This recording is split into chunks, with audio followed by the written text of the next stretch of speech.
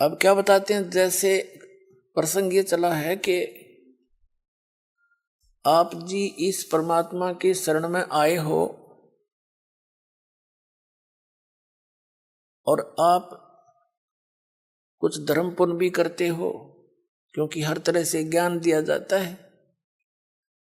और आप ये सोचते हो कि भी कई बार ऐसा सोच लेते हैं कि मैंने जो है ना नाम लिए भी इतने दिन हो गए, सतनाम भी मिल गया, पाठ भी करा दिया, ज्योति भी चढ़ा दी, और फिर भी कोई ना कोई आंट अडांस, यानी कोई ठीक होगी एकाधित हमारे कर्म की कोई इनको बनी ही रहती है, इतने पाप हमारे इकट्ठे। तो वो ये सोचे, कई तो ऐसे पता लगा जो अब तो इतना ध्यान नहीं रहता दास को, क्योंकि संगत ज्यादा होगी, भगवान के बच्चे बहुत हो गए। पहले 100-200 भगत थे शुरू में, और उनको इतने सुख दिए परमात्मा ने, अपने मुंह से बताया करते, उनकी जीभ का जुबान का थूक सूख जाता था सुख बताते बताते। और फिर वो आना ही छोड़ जाते, उनसे पूछा करता अन्य से वो नहीं आए क्या हुआ। वो जाकर पता करते, आपको याद कर रहे थे गुरु जी, आप आए नहीं सत्संग में। तो वो क्या कहते थे कि हमने तो यह चीज मांगी थी एक, वह हमने मिली नहीं। अब परमात्मा कहते हैं, और साथ में ये उलाना दे, हमने पाठ भी करा लिया, 1 साल हो गया, नाम भी ले रखा था, ये ऐसे ऐसे हमारे साथ ऐसे हो गया। तो उनको फिर भगत समझाया करते थे कि आपको ये सुख भी हुए थे। कहा ये तो हुए थे, पर यूं तो ना होया, और तो हुए थे पर एक ना होया।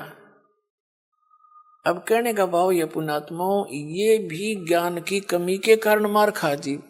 तो दास की चेष्टा ये रहती है कि आपको अध्यात्म ये संपूर्ण ज्ञान करवाऊं, और संपूर्ण ज्ञान होए बिना आप भक्ति नहीं कर सकते।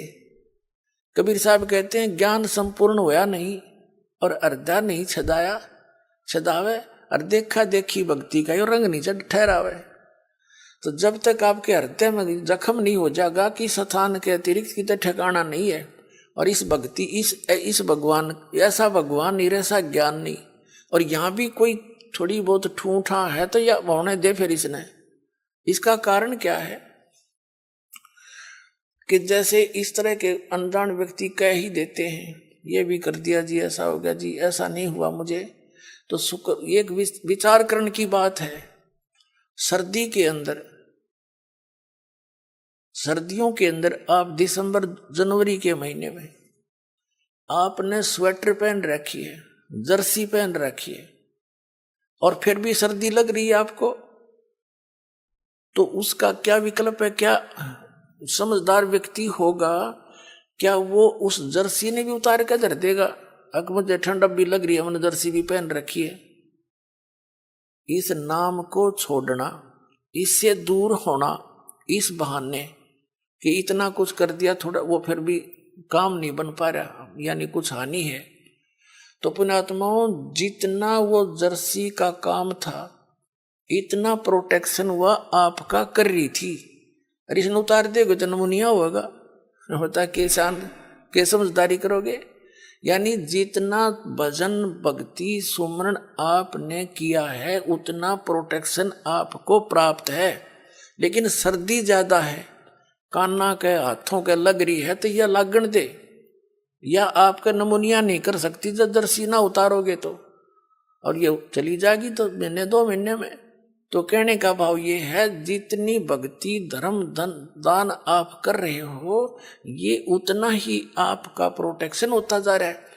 और थोड़ी बहुत सर्दी, यानी पाप कर्मों की सर्दी घनी है आपकी, और थोड़ी बहुत की तो कान कून का लगा है तो लागण दे इसने, इससे बचाव बहुत है। जब दर्शिया तार दी तो नमूनिया होगा, मरेगा जल्दी, काम बनेगा। तो उसका प्रोटेक्शन क्या है? मान लीजिए जर्सी से भी सर्दी लग रही है तो कंबल ओढ़ ले, और यानी प्रोटेक्शन है बढ़ा इसका। यानी धर्म करते करते, भजन करते करते भी आपके ऊपर कुछ ऐसी वस्तु फिर भी थोड़ी बहुत लगती है आपको सर्दी कर्मा की, तो उसका प्रोटेक्शन कर, भक्ति है बढ़ा, धर्म बढ़ा। और द्वार धनी के पड़ा रहे, धक्के धनी के खावे, 100 काल जगजोली पर द्वार छोड़ नहीं दो। ये है इसका एक सीधा सा फार्मूला। इसने अपना के रखियो। ये आपको जो है कि वो इंस्ट्रक्शन दी जाती है सत्संग में, कहीं मार ना खा जाओ। तो इस प्रकार आप सोच विचार से चलोगे। कैसे? जैसे गीता अध्याय नंबर 7 के श्लोक नंबर 29 में क्या बताया है कि जरा मरण मोक्षाय यतन्ति ते ब्रह्म मामाश्रित यतन्ति ये ते ब्रह्म विदु ते ब्रह्म तत्व विदु और कृष्णम अध्यात्म कर्म च अखिलम। इसका सीधा सा अर्थ है कि जो प्राणी, जो साधक मेरे इस ज्ञान का आश्रय करके कि तत्वदर्शी संतों की खोज कर अर्जुन चौथे अध्याय के 34वें श्लोक में कहा, और तत्व ज्ञान भी बता दिया चौथे अध्याय के 32वें श्लोक में कि उस सच्चिदानंद घन ब्रह्म के द्वारा अपने मुख से बोली गई जो वाणी है अध्यात्म मार्ग की, वो तत्व ज्ञान है। उसको उसमें विस्तार के साथ सब धार्मिक यज्ञों की, अनुष्ठानों की जानकारी दी गई है। वो तत्व ज्ञान है। चौथे अध्याय के 34वें श्लोक में कहा कि उस तत्व ज्ञान को तू तत्वदर्शी संतों के पास जाकर समझ। उनको दंडवत प्रणाम करने से, यानी आधीनी, सबसे पहले आधीनी होती है भक्ति में। आधीनी नहीं है तो आप भक्त नहीं बन पाओगे।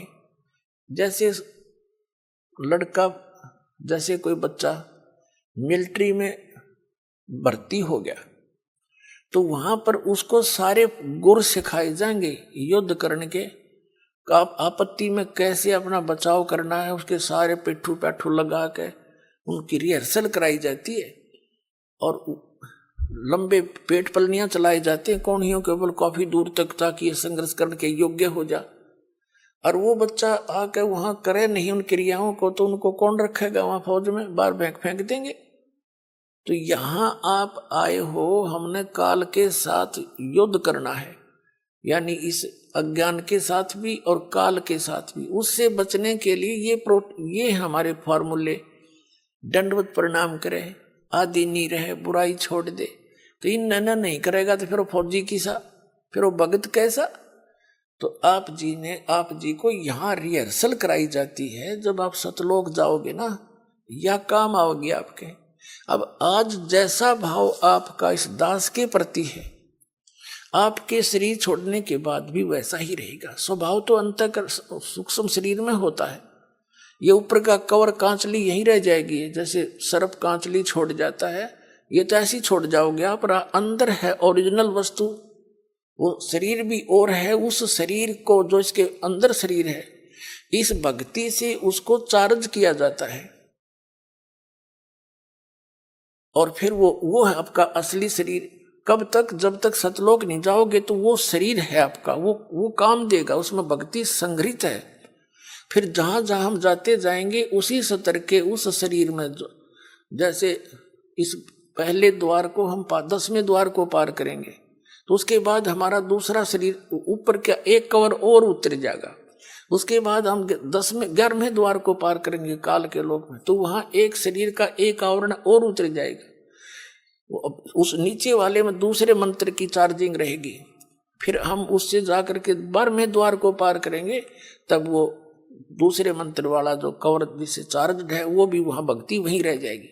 फिर केवल तीसरे नाम वाला ही वो आत्मा के साथ जागा और सतलोक में जाकर आपको तुरंत उसके ऊपर अन्य शरीर एट इट इज फिट हो जाएगा, जो वहां के हंसों का होता है।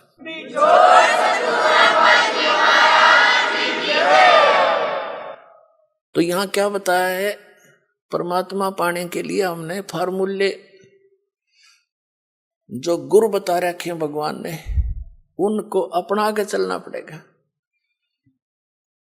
तो क्या बताते हैं कि कहे कबीर तुम चरण चित राखो जो सुई में डोरा रे। तो